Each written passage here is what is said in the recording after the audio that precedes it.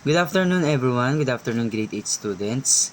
So, sana po ay safe kayo sa kanya-kaninyong mga tahanan ngayong maulang hapon. Huwag na muna sanang lumabas ha. So, for this video lesson, we're going to discuss how to divide rational expressions. On our last topic, nag-multiply tayo, di ba? So, kung okay na kayo sa multiplying of rational, definitely okay na rin kayo rito sa dividing rational expressions. Dahil dito, dadagdagan lang natin ng isang step sa unahan yung ginagawa natin sa multiplying. So as you can see, for example, number 1, we have this first rational expression divided by to this second rational expression. So yung isang step na tinutukoy ko sa unahan is we just have to get the reciprocal of the second expression, and then we will change the division symbol or the operation into multiplication. Doing so, we're going to have, so this is equal to, just copy the first rational expression, x squared minus 1 all over x plus 1. So wala po akong binago doon. Next, since kukunin natin yung reciprocal, pag sinabi natin reciprocal nga pala, recall natin, ang gagawin lang po natin doon, we just have to interchange the positions of the numerator and the denominator. So, ibig sabihin, gagawin na nating multiplication, yung division symbol kanina, and then, gagawin natin, kukunin natin yung reciprocal nitong pangalawang fraction. So, magiging na po siyang x squared plus 3x plus 2 all over x squared plus x minus 2. So as you can see, wala tayong sinosolve pa.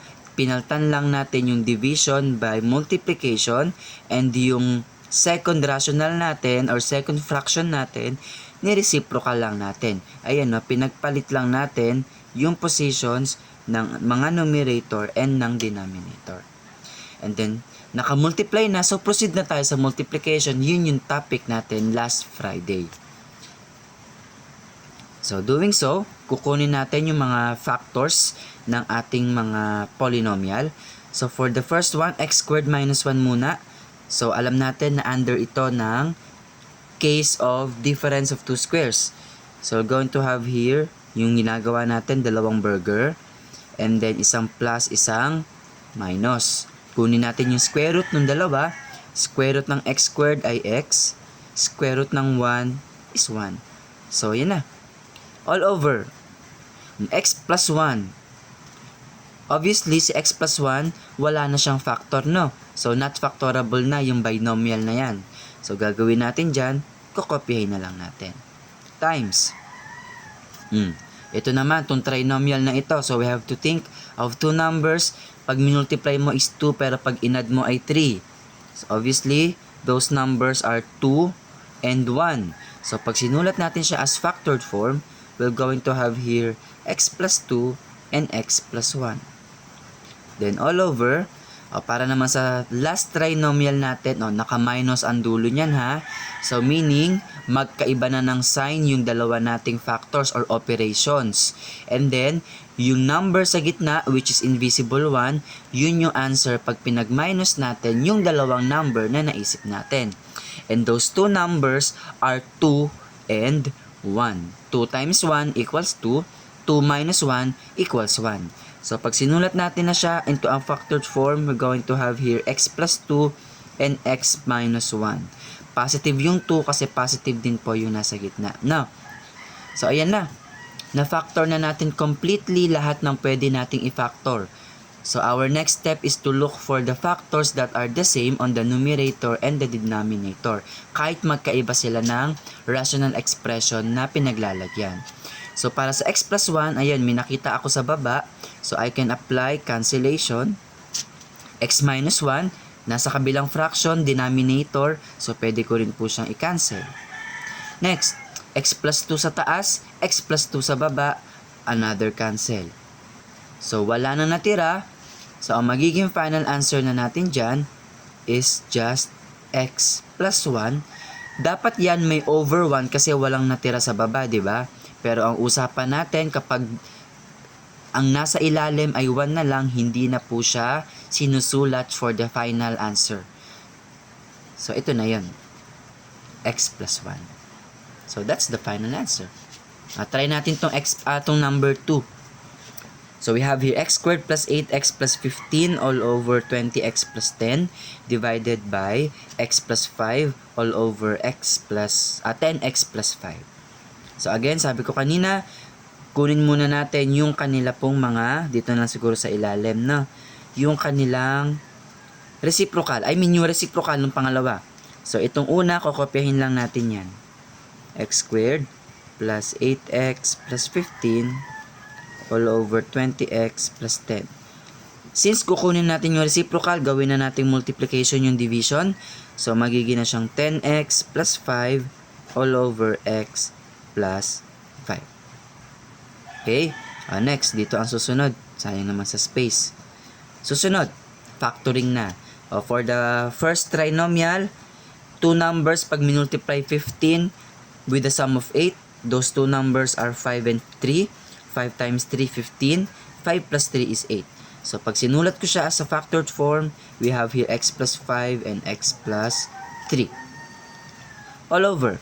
Si 20x plus 10, this is under the concept of factoring common monomial factors. Factoring with common monomial factor. At ang kanyang GCF ay 10. Kasi pwede mong i-divide yung 20 tsaka yung 10 by 10. No?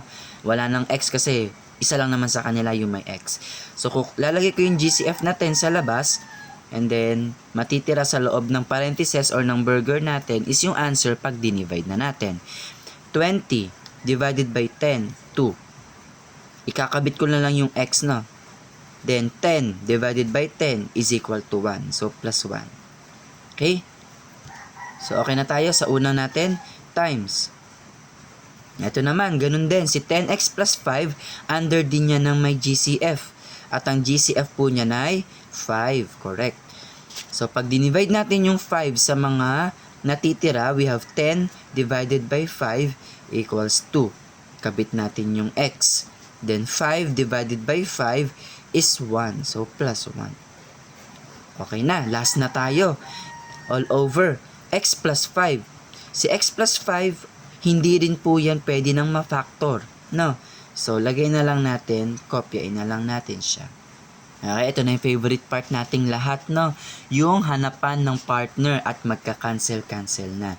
So, x plus 5, obviously, ayun, yung huli nating sinulat, yung kinopya natin, pwede natin yang i-cancel. X plus 3. Naku, mukhang walang x plus 3 sa baba. No? So, ibig sabihin, hindi natin siya pwedeng ma-cancel. Next, yung 2x plus 1, ayun, may kaparehas siya doon. So, pwede natin niyang i-divide or i-cancel. And then, kopyahin natin yung mga natitira pa. So, natira sa taas, may 5 ako rito, may x plus 3 ako rito. So, gagawin natin ganito.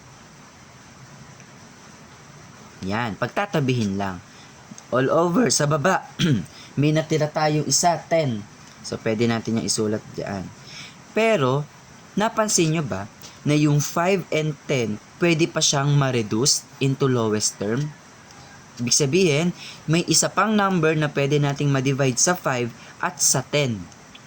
Ano kaya yung dalawang yun? Ano kaya yung number na yun na pwede ma-divide sa dalawa? Correct. That number is 5. So, pag dinivide mo to sa 5, magiging 1. So, pwede hindi na natin isulat kasi 1 na lang naman, no? So, x plus 3 na lang. All over. Yung 10, pag dinivide sa 5, magiging 2. Okay, and that is now the final answer.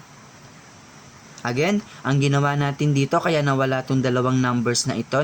Ito kasing dalawa ay factors pa rin, di ba? So, pwede sabihin, pwede natin siyang applyan ng divide-divide na ginagawa natin. So, yung 5, pag dinivide mo siya sa 5, magiging 1. Hindi ko na sinulat, kaya x plus 3 na lang. No. Then, yung 10, nung dinivide po natin siya sa 5 din, naging 2. Malinaw? And that's how we divide rational expressions. So, gawin nyo, pwede nyo itong screenshot para po kopyahin ninyo sa notes ninyo para meron kayong reviewer. Ayan. Screenshot nyo yan. And then, pakigawa po ito, itong activity na kanina pa sumisilip sa atin. 3 items lang naman. Na, ayan. So, paki-screenshot na rin ito para hindi na po kayo babalik sa video na to. So, gagawin lang dyan, you just have to answer this 3 item activity on a 1 whole sheet of paper. Multiply lang or i-divide yung mga following rational expressions. Okay? Kung iisipin natin, wala naman talagang bago, di ba? Kasi yung division, nagli-lead na rin pala siya into multiplication. So, yun na yun din ang topic natin last week. Walang pinag-iba. May nadagdag lang, which is yung concept ng reciprocal. Wherein, kinukuha natin or binabaliktad natin yung position ng numerator and denominator ng second rational expression. Okay? So, sige po. Ipapasa itong activity na ito bukas ha. Kung may pasok na tayo bukas, Tuesday po yon. Please po, huwag kakalimutan. 3 lang naman po ang binigay ko. Okay? So, keep safe. Bye-bye.